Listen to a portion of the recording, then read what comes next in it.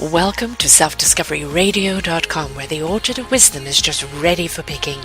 We celebrate your why, the journey that you've taken that inspires someone else. We support your services, we support your story. Come and be our guest, become a host, be an author with us. Come and see what we've got. Our next show is...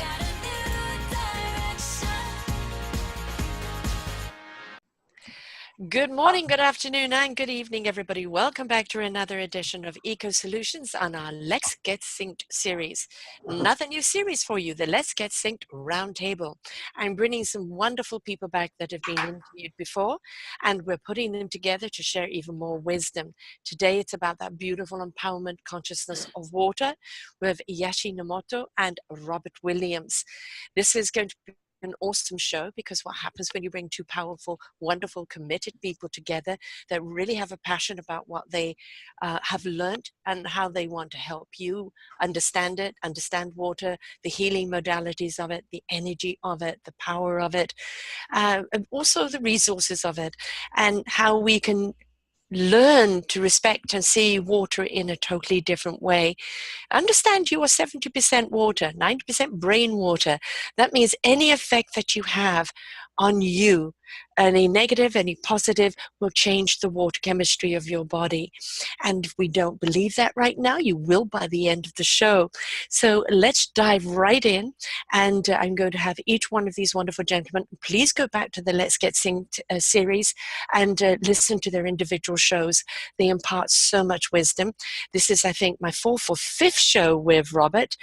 We've talked about many, many things, his heart app, as well as the 108 water. And Yashi Nanamoto used to work for Imamoto on the beautiful water experiment of consciousness.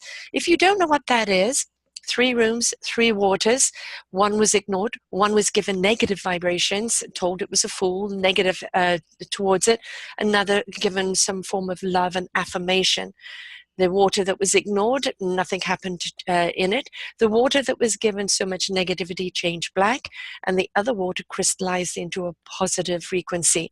So think about you as a body of water, and how all this negativity in the world, or a choice of love, can change you within you. And so we're going to discover even more about this today. Now, Yashi worked with Inamoto for a long time and was his secretary and was his went on all the conferences and the talks with him, and is continuing his work today. He has a science background. Robert Williams, a beach boy, turned water advocate here, and with his beautiful heart app as well. And please go back and listen to his shows there too. Very, very powerful. But with his 108 water, it's very impactful with what he's doing with that as well. So start off with Yashi. It's 2 or 3 o'clock in his morning that he's stayed up for us to do this show today. And let him tell us more about him, and then we will go over to Robert. Welcome, Yashi. Yeah, thank you for your introduction, Sara. Good morning from Tokyo, Japan. Actually, from Yokohama, Japan. I started to work for Dr. Emoto in the year 2002, and my job was as an international secretary, and I was with him, especially for his lecture tour in foreign countries. And also, as you explained, I have a scientific background, and I got a PhD from University of Tokyo in the area of biology. And so I was a kind of advisor to Dr. Emoto's work. But unfortunately, he passed away about 4 years ago in year 2014. And after that, the Dr. Emoto's staff has been continuing to spread Dr. Emoto's message to the world. And in my case, I'm giving a lecture or seminar about Dr. Emoto's work, especially the water crystal technology, and about the book, Message from Water, and also the hidden message in water. And very fortunately for us, we could have very tight connections with top scientists in water research, like Dr. Gerard Pollack and other people. And actually, in the year 2014, I believe it was October, there was a conference, water conference in Bulgaria, and the chairman was Dr. Gerald Pollack. And actually, Dr. Gerald Pollack invited Dr. Emoto as one of the keynote speakers at the conference. And there were three keynote speakers. One of them was Dr. Emoto, and the other two scientists were Dr. Gerald Pollack and Dr. Luc Montagnier, actually.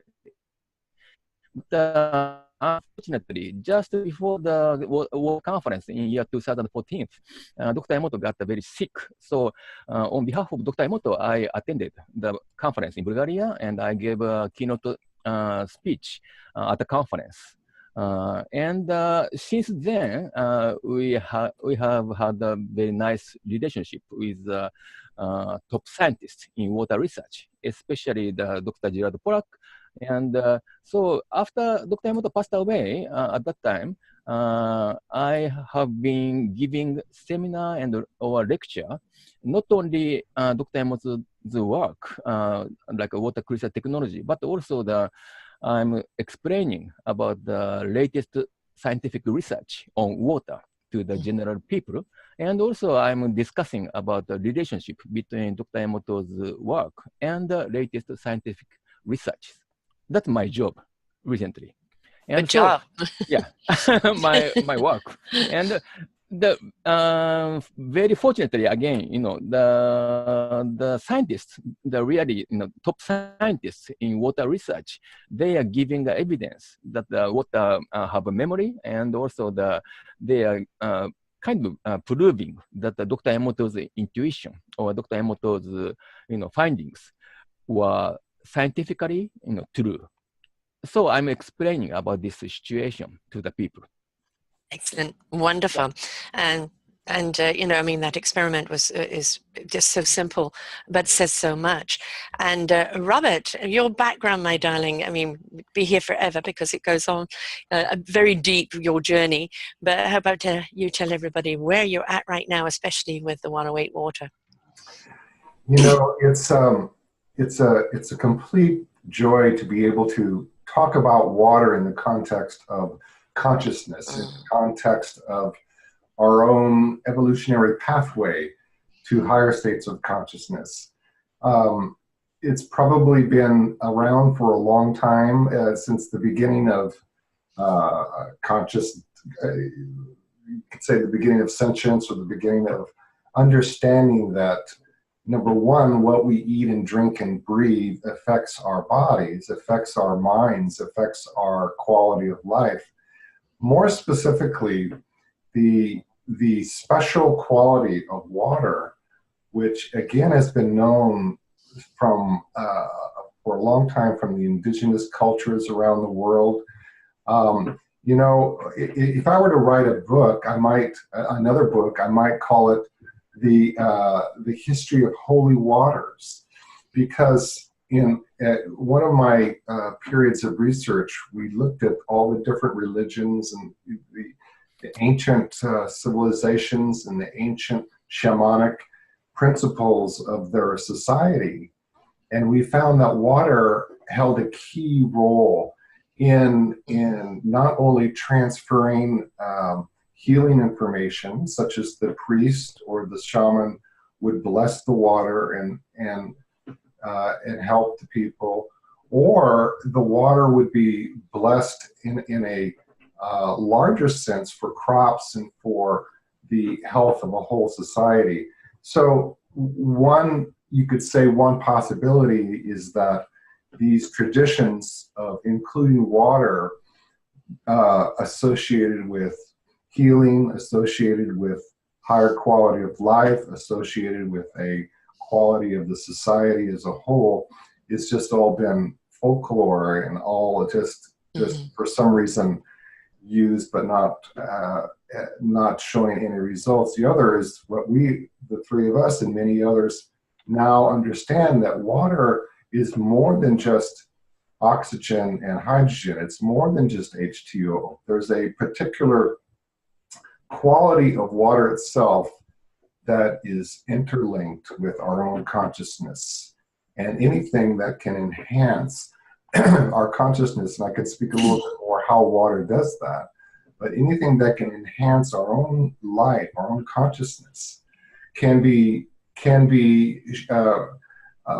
shown to influence society as a whole. So if we, if we pay more attention to the quality of our water, we're paying more attention to the quality of our consciousness. And as our consciousness has more self-awareness, more,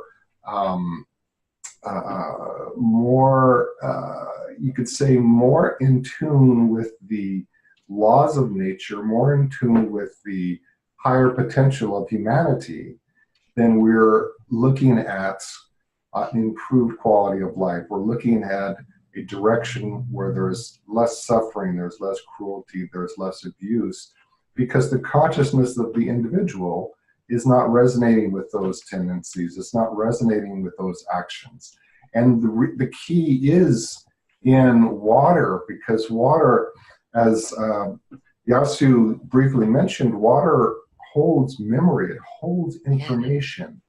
And we're talking, yes, H2O, and we're talking minerals, of course, but there is a link between that physical structure of water, the hydrogen, the oxygen, H2O, and the minerals, and what we call fields of information that are blueprints for higher consciousness, and blueprints, or you could say roadmaps, for our greater potential, for our greater expression of life. So I started by saying it's just such a joy. When I first started researching water in the early 80s, there was just this, water's water. There's no real difference between one water or the other. They knew about polluted water. People knew about polluted water. That made sense. But what about purified water, different kinds of purified waters? And these days, it's bubbling up in our collective unconscious that water is a key to our future, our key to the, you can say our key to the salvation of the planet itself. And that unconscious becoming conscious phenomenon is being met with experts as Yasu and Emoto and Benveniste and Gerald Pollack and others who are talking about this magical, mysterious power that each drop of water may contain, and it's not all the waters have it, and it has to do with structure and so forth. But I wanted to introduce by just expressing how far we've come as humans, understanding not only as water as just a basic, water, air, food, but as a key to uplifting consciousness. Kind of the metaphysical and the science now are kind of merging as one, aren't they? Yeah. It always was science versus, and now they're actually understanding that when you're looking at, spiritual energy, metaphysical energy, quantum energy, we're looking at science itself. And I suppose now we have the technology where we can really break things down and really understand them. Water hasn't changed. We've just changed our approach to water in understanding it. Now, let's talk about memory of water, Yeshi, because that is, people, what are you talking about? How does water have memory? Can you explain that a little bit more? Oh, okay. Because, in liquid water, usually even now, most of the scientists are thinking that each water molecules are randomly moving, to make a connection with one with a neighbor, water molecule, and then it will be broken, very quickly. It's an image of liquid water, generally speaking. And so the liquid water it's not solid. If it's ice, every bonding is fixed, of course, because it's a solid or it's crystal. And if it's a gas, it's vapor, each water molecule is separated from each other. But in the case of liquid water, it's a kind of in between, but each water molecule is making a bond with the other water molecule, and after 1 picosecond, it's 10 to the minus 12 second. It's very short Yeah, period of very time fast. anyway. So it's very quickly, each water molecule is making a bond and, breaking the bond and making a bond. So that means it's not stable. It's very unstable. It was the image of the liquid water before. And so I understand this situation because the most scientists were thinking in this way. So the water cannot have a memory, because if the water can have a memory, then it should have a kind of stable structure to keep the memory. But in a general view of the liquid water was, very unstable, random, moving water molecules. But for example, very recently, like Dr. Gerald Pollack, he found the phosphate water, which is relatively stable. I don't go into details, but it's not randomly, working water molecules, but it has a kind of structure, even in liquid state. So we could say it's a liquid crystal. And so there can be, it can have a memory because it's not unstable. It has a kind of fixed structure. And also, like Dr. Luc Montagnier, he found that the water can have a memory using DNA or genetic material, and it's different from Dr. Pollack's approach. But anyway, Dr. Luc Montagnier gave scientific evidence that the water can have a memory. So, and these researches, I think they did this research in 21st centuries. And before that, like Dr. Jacques Benveniste, he found evidence that the water can have a memory. It was in year 1988, and he wrote a paper in scientific journal, Nature. But at that time, many scientists objected to Dr. Jacques Benveniste's findings. And so he lost his job, and he passed away like more than 10 years ago. And but just recently, especially Dr. Pollack or International Water Conference, the people at the conference, they are trying to recover the credit of Dr. Jacques Benveniste recently. And so now, I would say even now, in the mainstream science, most of the scientists do not know about the research by water scientists, the latest water science. But in the international water science, it's really common sense that the water has a memory. So now their job is to find out what kind of mechanism, based on what kind of mechanism the water can have a memory. Well, if you're talking about conscious water, which is an intelligence of its own, why wouldn't it have a memory? I mean, to be conscious is to be aware. So wouldn't that mean that the water is aware? Am I off track here, Robert? Water is, first of all, I think everything has a certain degree of consciousness. Yes. Okay. So water, let's look at it in a very practical way, and then I can go into a little bit more of a metaphysical way. When we are dehydrated, when we have not enough water in our body, any kind of water, we become not so clear. Our consciousness is affected immediately. We don't have the clarity of thought. We have our compromised physiology, and all kinds of things happen when water is decreased. So the dehydration issue. So when we get hydrated, when we have a comfortable level of water in our body, then we're thinking clearly and so forth. But then there's water that has been that comes from natural sources. Let's start there. So there's the next level up. So instead of tap water that's been filtered, we have water that can hydrate our cells, but then we have water that's coming from a natural sources, and this is the work of Schoenberg and others, that nature spins the water and it goes through vortices in nature all the time. And so this spinning motion of water rearranges the molecular structure. So the molecules, what I mean by that is the molecules, all the H2O molecules and the minerals, they actually conform to these geometric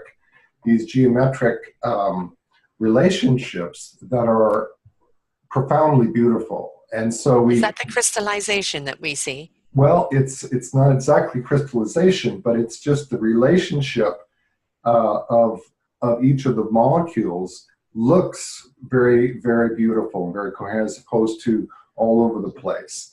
And so, and Emoto's work takes it one step even further. So we're looking, though, at this phenomenon where water from nature, natural water that hasn't been polluted, that's come through waterfalls, from springs and down through waterfalls and down through rivers, there's spinning and spinning and spinning that is happening. This water, then, if you drink it, increases our ability to live life, increases our endurance, and they've looked at that in athletes. So then that's even better than just regular water. Then we're looking at water that has that structure that nature has done with the relationship of the molecules to each other.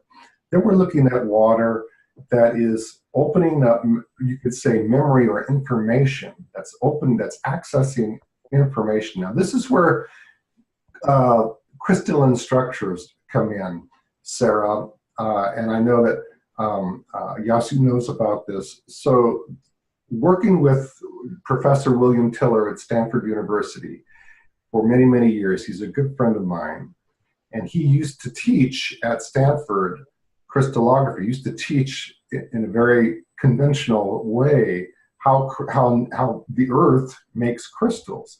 And he began to look at the unique qualities of crystals with the lattice relationship and all. But then he jumped over into an understanding that crystals themselves, a perfect crystal, actually transduces higher information or higher conscious information. And so you think of crystals as antennas for higher sources of information. We're talking about memory, we're talking about information.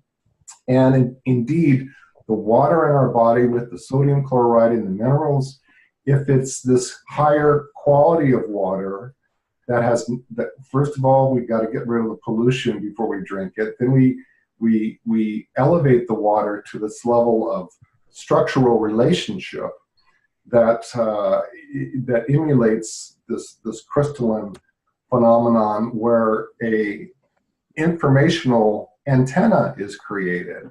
And so when we have our epiphanies, when we have our insights, when we have even just our moment-to-moment clarity and quality of life, if we are in tune with that which is already there, with the blueprint for our higher potential, we are in tune with something that is going to be life-supporting, not only to our own bodies, but outward to the people that we are interacting with. And this gives a snapshot of the potential to raise consciousness globally by the water. And back to information. So Emoto's work, Yasu's work, if one gets into a consciousness of love, it will change the molecular relationship of the water to look very, very beautiful. We've seen those wonderful pictures. Yasu has one behind him, and it looks like the calendar there. And there's the book, The Miracle of Water. It has all of these pictures. If we are angry, then the molecular relationship changes, and you could just say you don't have any doubt in your mind which is a more healing, which is a more enticing vibration to be associated with.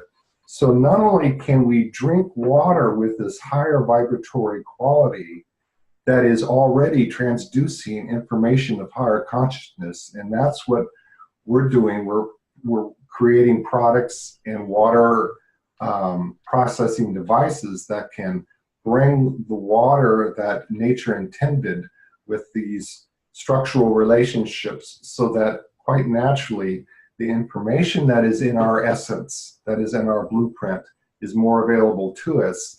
But then we learn how we can interact with our own lives. This is the spiritual path, how to interact with our consciousness, how to interact with our thoughts, how to interact with our emotions. If the water has that basis of higher conscious life, the next evolutionary phase of humanity, then we can actually more easily interact with transformational activities, insights, epiphanies, transformational transfiguration. Our cells can be healed much more quickly. And we've seen this in clinical situations and real patients that have had serious problems and nothing else has worked. We give them this water, this structured water, and they begin to heal up and they begin to interact with their own healing. So it's an exciting time for water, and it's an exciting time for this discussion to be had. So you asked about the memory. So the memory is something that we can embed in water with our own consciousness. And then if we have the structured water, which can be made with special devices, that water has the memory of higher consciousness already. It has the higher life force potential. We are the water planet. So we're going to evolve as a planetary global community with all the different forms of life. And we are evolving. If we're going to evolve more, we need to look at the role, and I think it's the most important role of this evolutionary phase we're in, of water and the quality of water, the structured water. And that will hopefully begin to get into society in a big way. Resonating way. Mm-hmm. Because we have a lot going on right now, as we all know, and we have great potential. We have a great potential to shift into a higher, as Bill Tiller calls it, to a higher gauge symmetry, to a higher state of order as a society. And I think water is at the basis of that. Now, a question. When we talk, vibration, we're also talking in consciousness. It's a higher frequency, isn't it? It's elevating at a higher hertz, a higher frequency that resonates out in a more obviously positive consciousness. The crystallization of the water, Yasu, can you measure that? Can you measure it as a vibration, as a hertz, or as an energy? Is it just the different patternings, but is it measurable? Go ahead, yes. It's a very good question, but the water crystal photographs, it's not easy to quantize, or it's just a quality. And Dr. Emoto used to say that if you find a very beautiful, or hexagonal harmonious water crystal, that means the vibration in the water is very high. Right. Very high means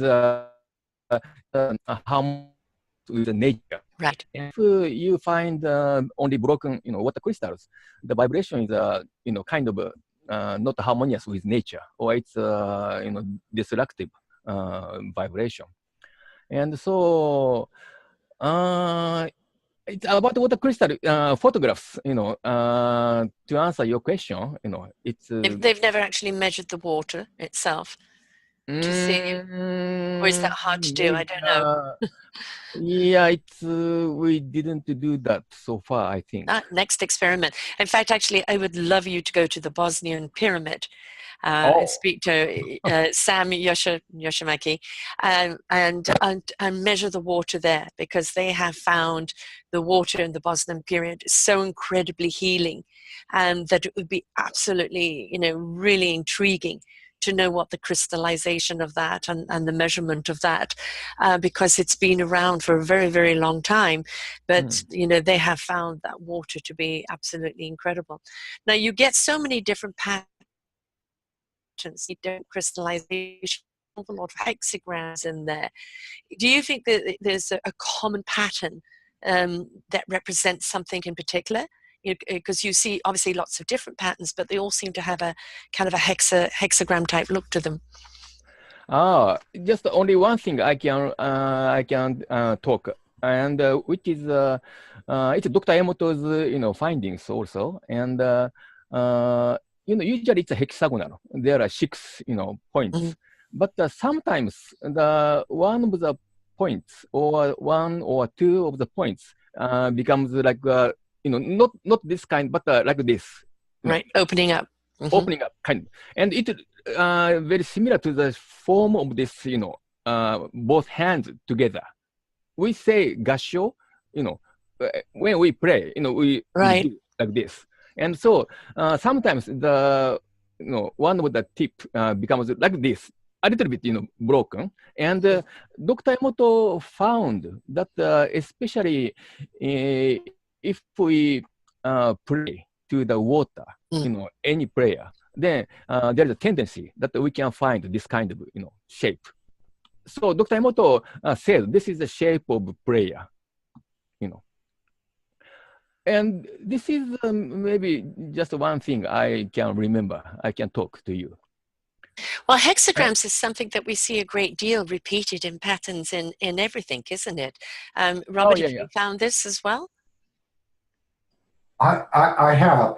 You know, what you're bringing up is fascinating, because we talk about the memory, the blueprint, the information. Like the DNA. Yeah, and when we imagine that our bodies has a field of intelligence, all pervasive, that is in and around each of our cells, that field of intelligence, it's called a biofield, has information specific for each organ, for each body, for each cell. Now, this is something that Dr. Beverly Rubik has written about, and we've done a lot of research with her, and also with water. So this informational field that is there, I mean, when a plant grows, there's a physical phenomenon with the seed, and then the seed breaks open and goes to a sprout and to a stem and leaves, and then finally to a flower.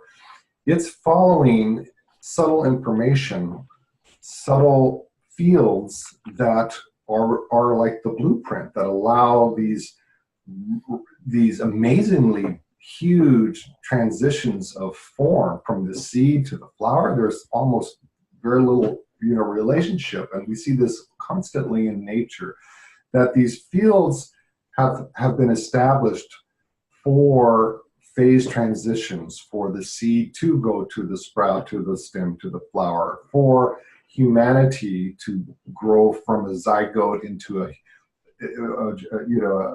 from the zygote into a little baby, and then the growing happens. This is not something that humans understand. This is not something that we have to learn. This is something that is already embedded in the whole fabric and the field phenomenon of this physical world. And so these fields that are really at the basis that govern our different phase transitions are, and here's our theory, is that the physical mediator, the physical medium that transfers or translates the field of subtle information that can't be measured with conventional physics. And that's because of you look at it from a microscope, you're looking at photon collisions, and so anything that is not being collided by a photon is invisible. So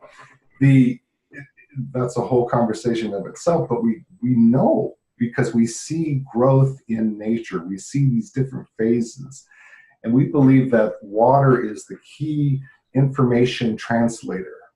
So if the quality of the water is low, if the vibration of the water, you could say, is low, certainly it's polluted. But let's assume we can clean the water. If the vibration of the water or the quality of the water is unable to transduce, like an antenna on a radio, if you're not able to get a clear signal, then the effect will be a compromised form, or on the radio signal, it's compromised sound. In a human condition, it's a compromised individual. In a plant, it's a compromised plant that isn't blossoming. They did the Fenhorn experiment with higher conscious vibrations in the environment, and plants grew 4, 5, 10 times their average size. So water is the medium. Water is the key. It takes that subtle field, those subtle fields of innate intelligence, fields of information that are responding to this phase of consciousness, this phase of humanity. Just like the phase of the rose bush, we have the plant, the seed phase, the stem phase, the leaves phase. These are phases that are quite different from the previous one. Humanity is entering this new blossoming of higher consciousness, and the water all along has been the transducer of that innate intelligence, those fields of energy that do correspond, by the way, Sarah, and I wanted to bring it back. If you're looking at the corresponding fields and form, you see these sacred geometric symbols, or these sacred geometries, and those angles and geometric patterns actually have been cognized by most indigenous cultures, and they show up in the indigenous art, they show up in the scriptures and the Vedantic Vedas and the Taos, and even the Cherokee Indians. You see these geometries in the art, which means they're there in consciousness, and the artist, is reflecting their own consciousness. And certainly in modern time, Tiller and others have looked at these angles, these sacred geometric angles that show up in mandalas and in art, and have found that there's a variety of relationships or ratios that are consistently found throughout phase transitions in life, one state going to another, one quality of human going to a higher conscious human, one quality of plant going to a higher conscious or higher potential of the plant. This is how the sacred geometries and the relationships of angles and space, which creates a flow of space, ties into this conversation, and it's remarkable, and it's fascinating, and it really is humbling, because this is something that's already there. This is not something that humans have invented and then are casting on the world. This is something that has been with nature since the beginning. It's how plants grow. It's how cells. And it is everything, isn't it? Absolutely, yes. What doesn't need water on this planet?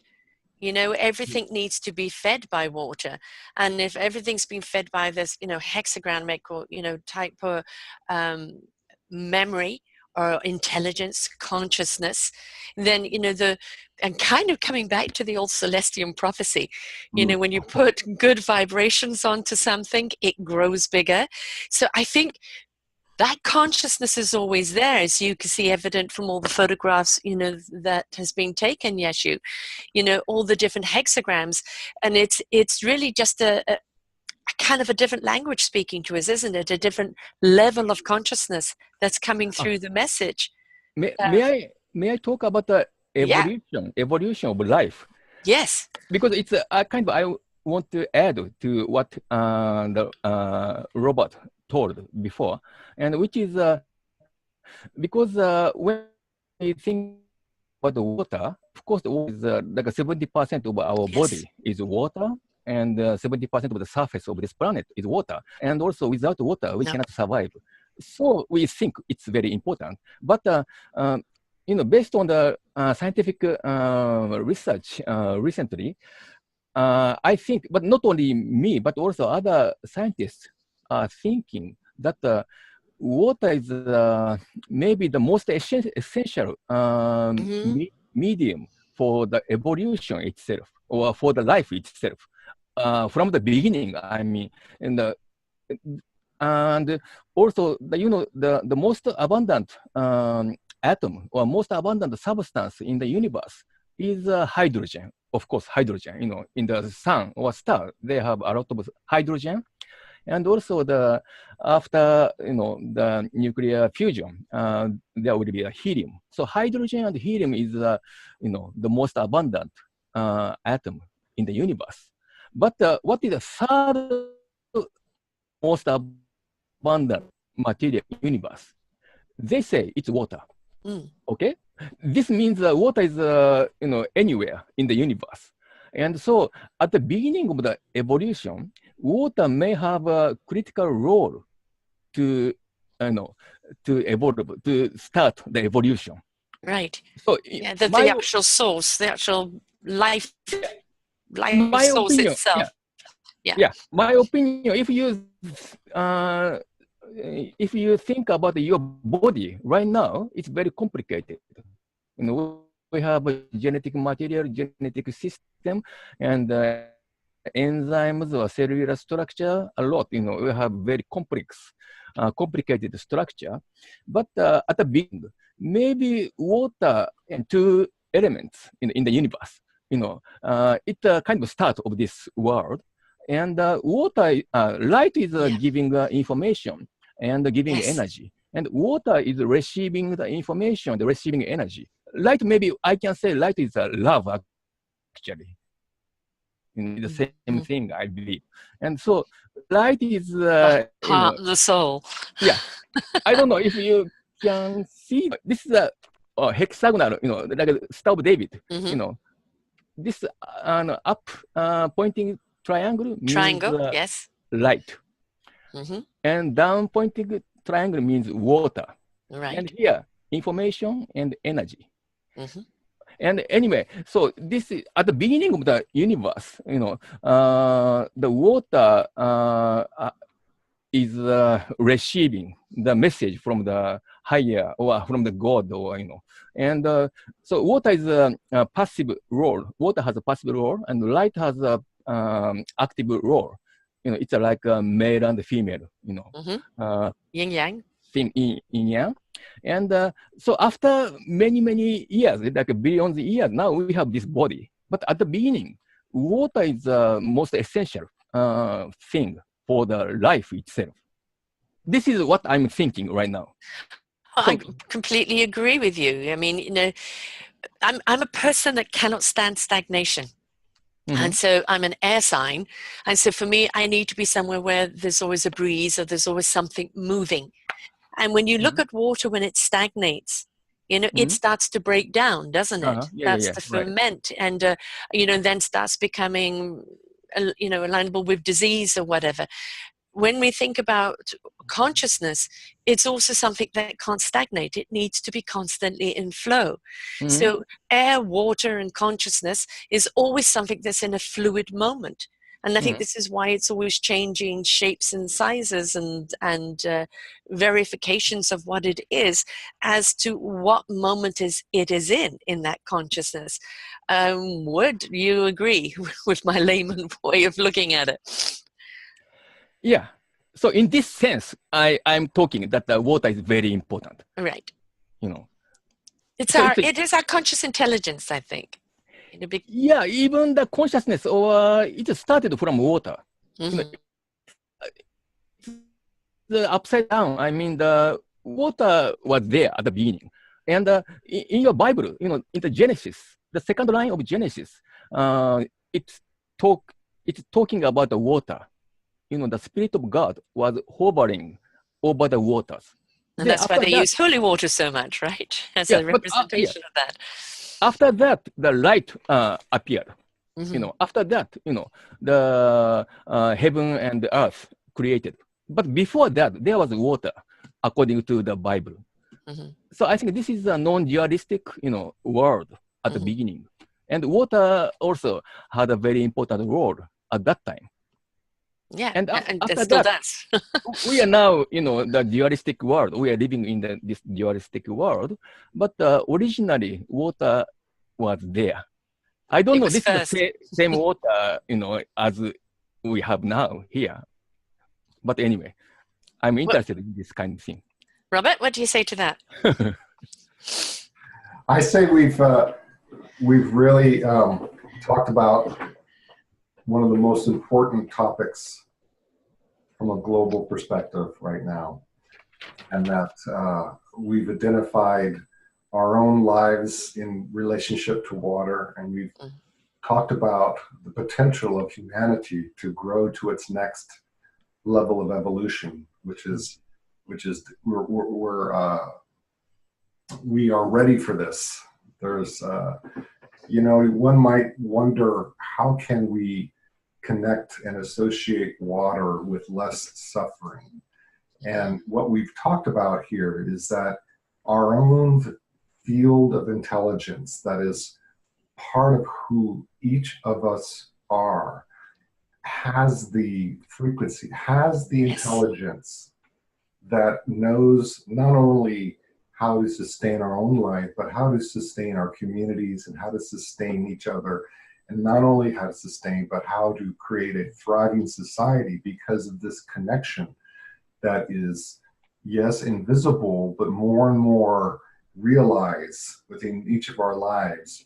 And the key that water plays, the role that water plays, is the higher vibratory water that we are drinking, the higher, and bathing and swimming, the higher consciousness is available to us, and the higher connectivity is aware of each other, and we are more naturally inclined to love. We are more naturally comfortable with love.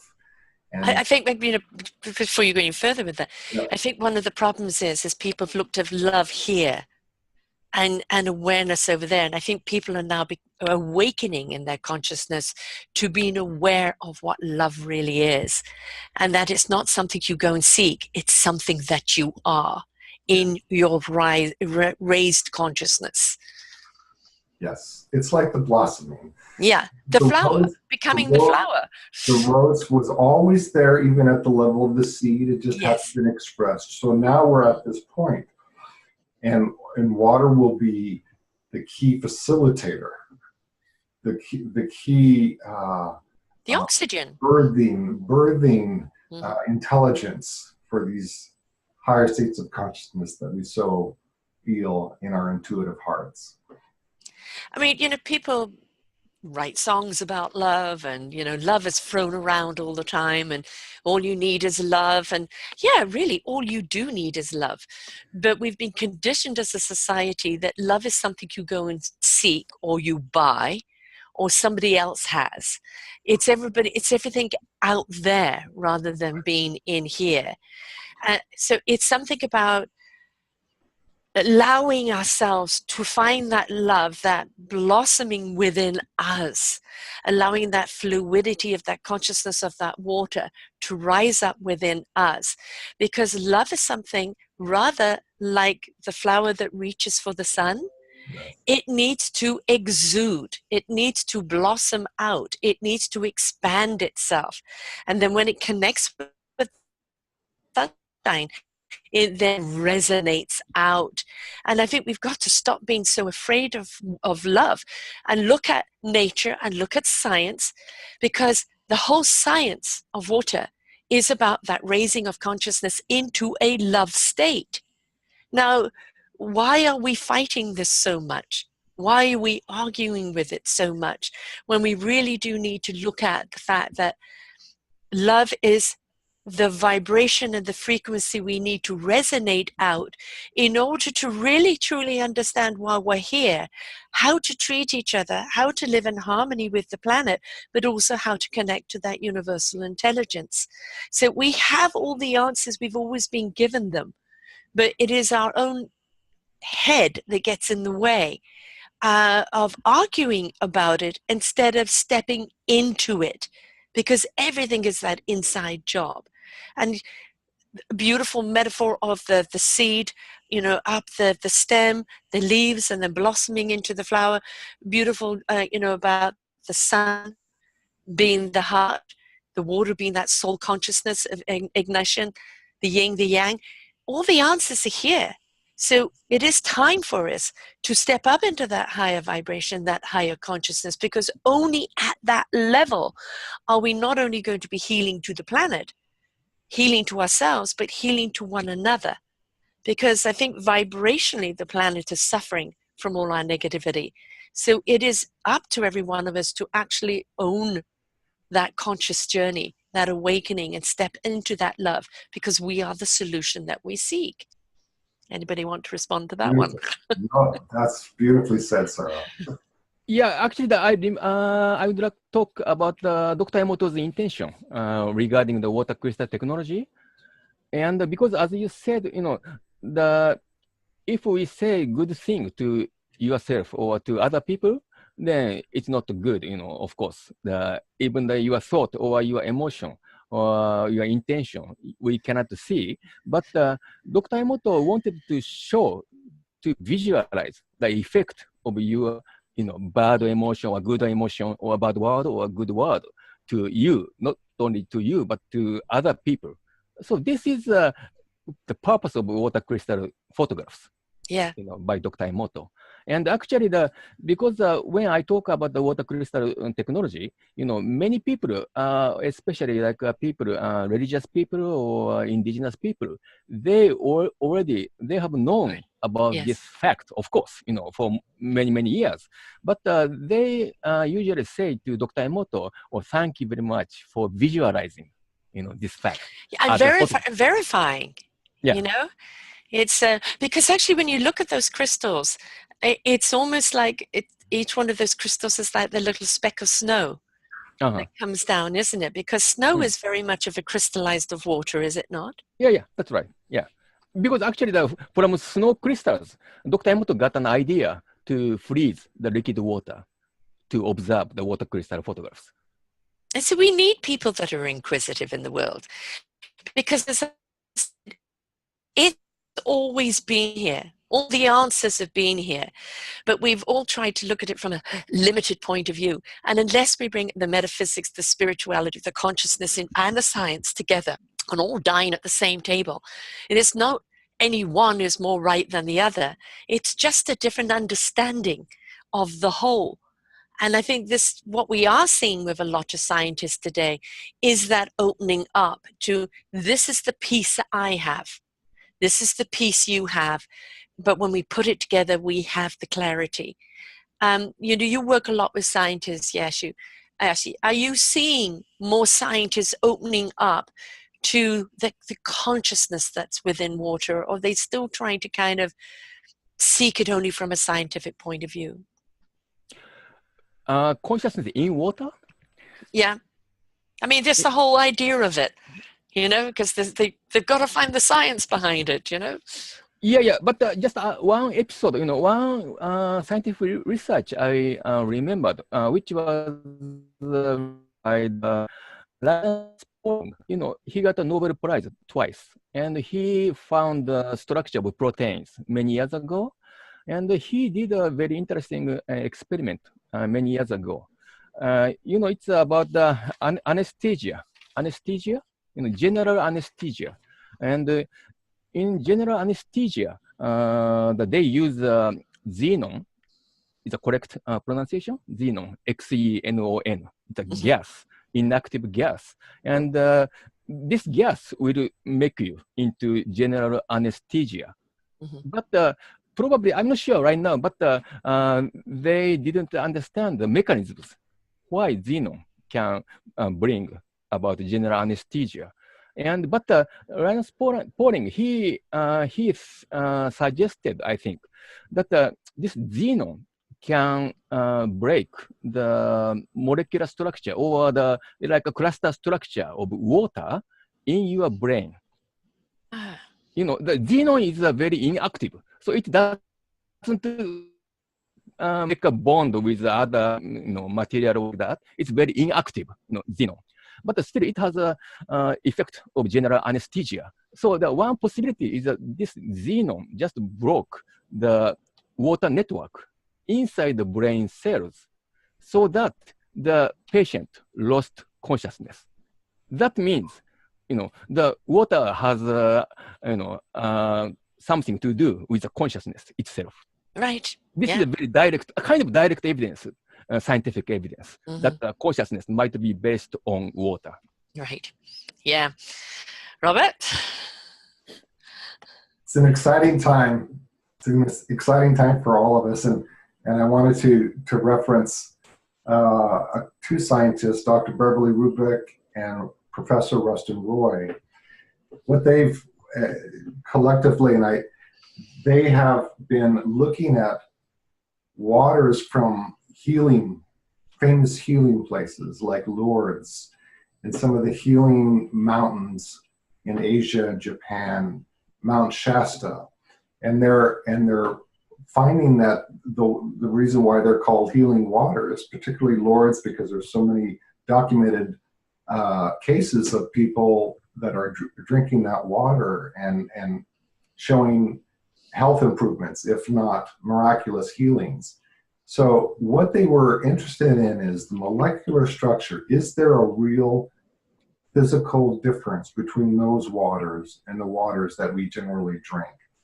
And there was a very, very specific relationship of the molecules in those healing waters compared to similar water that weren't from those sacred places, you could call it.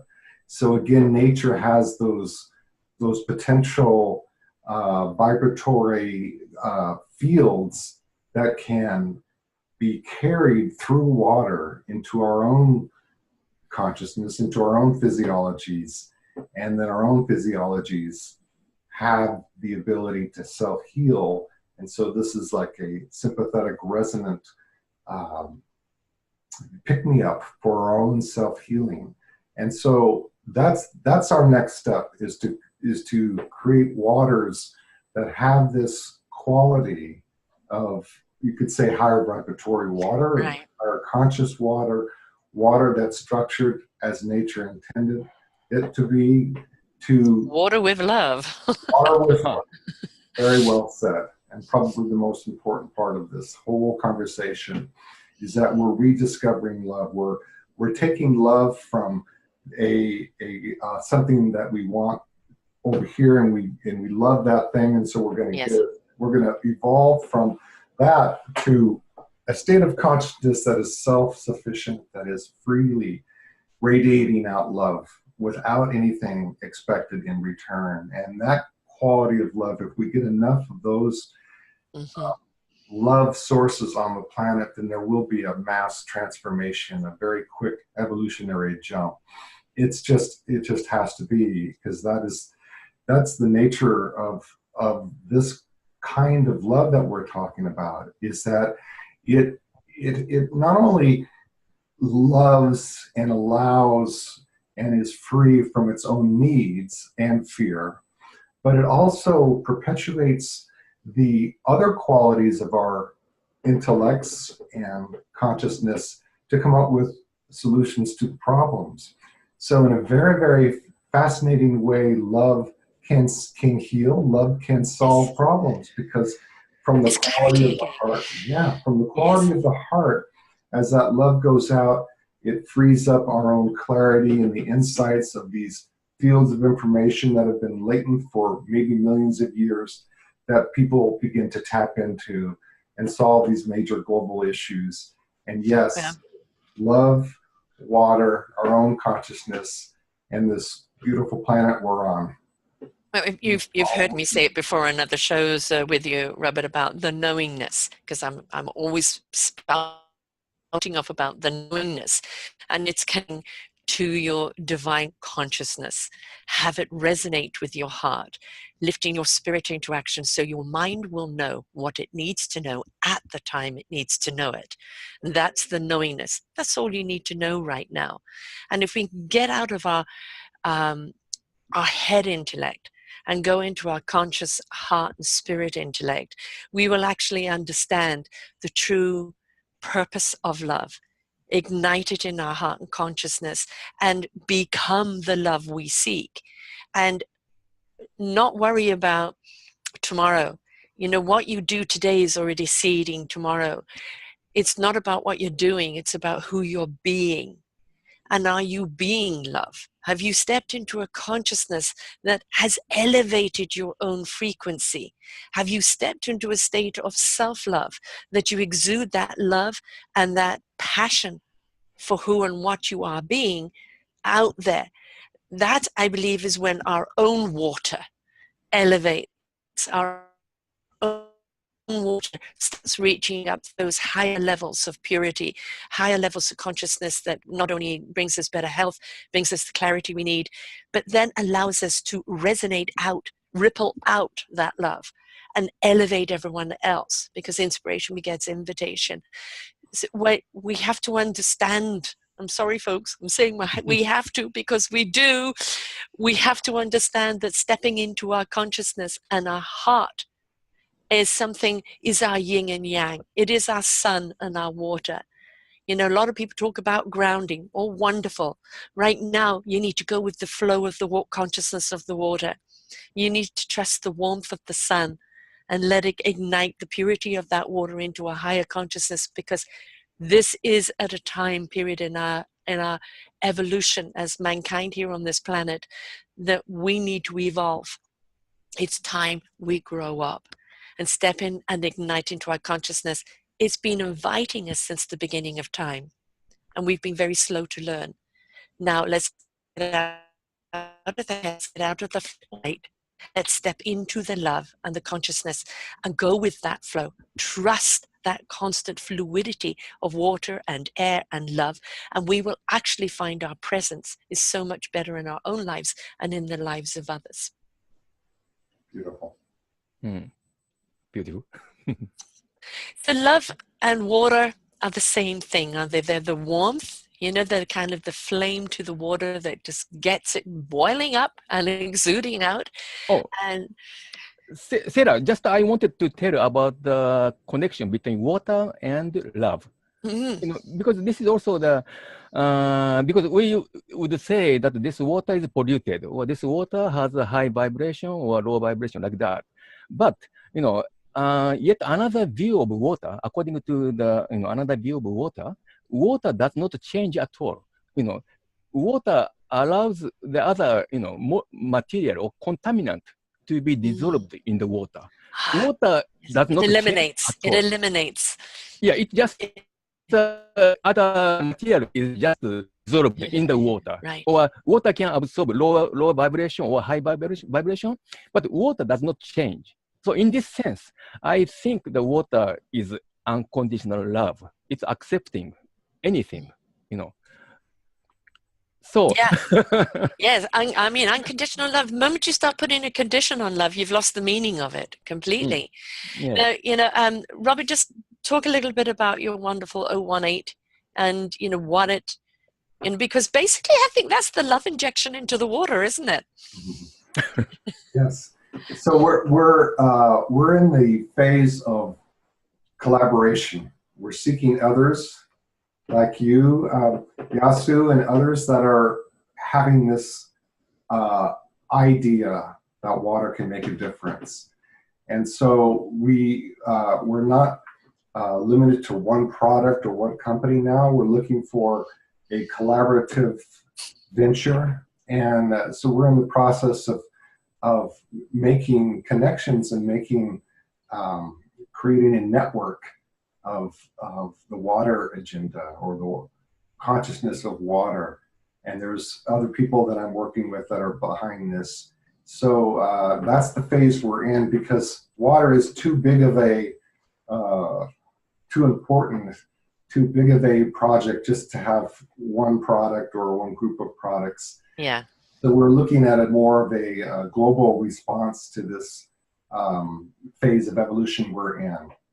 Yeah, we'll have stuff on our website, loveisthepower.com, in the next month or two about this. And I know that Yasu, your brilliant work that you're continuing is dovetailing into ours as well in terms of more enlightened research and more ability to understand the potential of water and the various ways that we can entrain and enhance our own water. So that's the phase we're in. Well, the big C nowadays, you know, consciousness, but it's also collaboration. You know, that's wonderful. and the thing is, you know, as I said earlier, is about you have the scientists, you have metaphysical, you have spiritualists, you have this and that. Everybody at the table sharing their wisdom.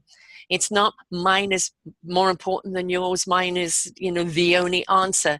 It is that collaborative of everybody bringing their ingredient to the table. You're a musician. You can play music on your own and play one instrument, and it's absolutely great. Put an orchestra together. That's right. Right, you know, and now you've got this symphony that really resonates out. And here at Self Discovery Radio TV, we're about to change our name and go into a new platform where we're creating a virtual platform. It's virtual for reality, of like conscious people, and it's all about raising our consciousness of people who've already stepped into that consciousness that are now wanting to work together under this one umbrella, and we're merging into that and just bringing everyone together. But it's also going to be education for people in gamification, in you know, obviously my work and what I'm doing in seminars with what you're doing, and we're creating an arena.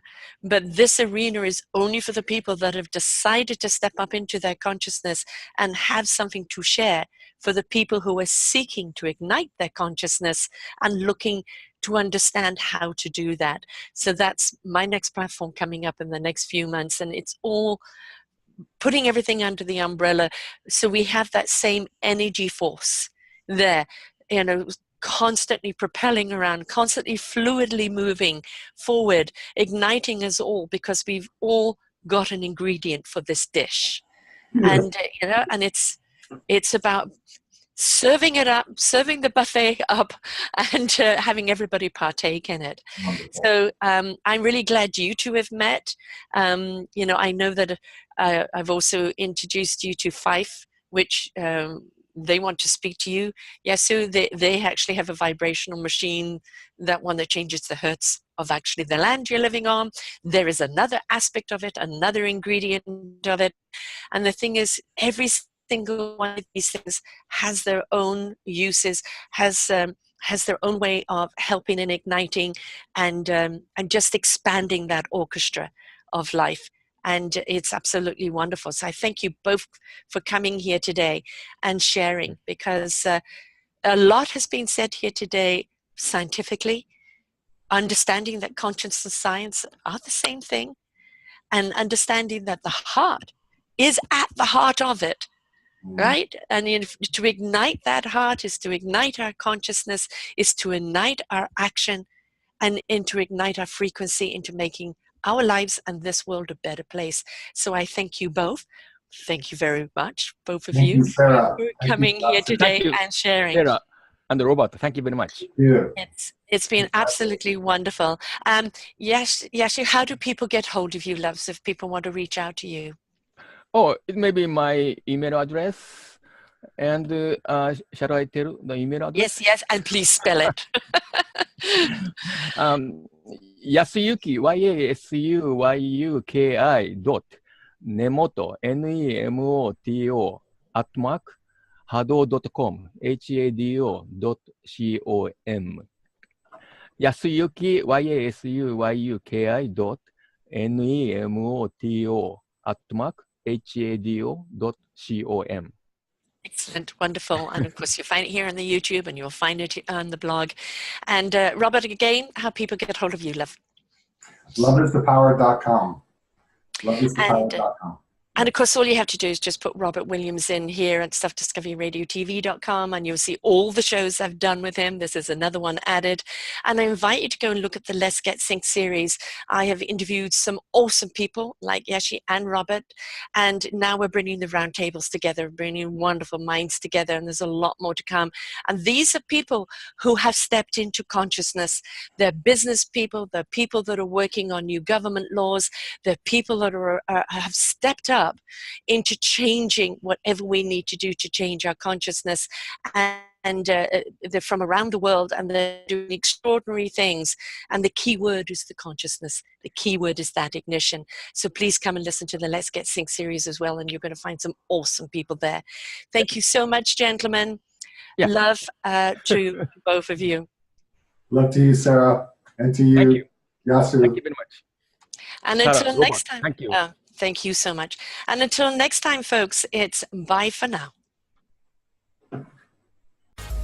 For more wonderful shows like this, please go to selfdiscoveryradio.com, podcasts, and see our lineup. And if you wish to support us, we have a funded button. Please stay tuned for our next show.